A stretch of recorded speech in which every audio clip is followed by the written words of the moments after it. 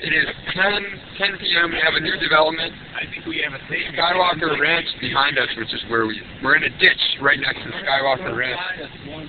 There's a truck that drove up behind us, and we're going to see what it's going to do for us. Is it gone? He doesn't care. Okay, you can see him off in the distance, and he's definitely not driving towards us.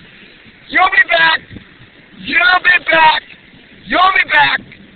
I only have 5 pieces of dumb bullshit. Our only hope left us for dead.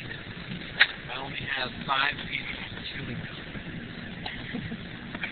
How are we ever going to survive with 5 pieces of chewing gum? Maybe it's about to eat one. I'm not that scared yet, but I think I will be in a little bit. I previously mentioned to John and Sven like these that I wish I was more of a practicing Christian. It's your faith that you have left.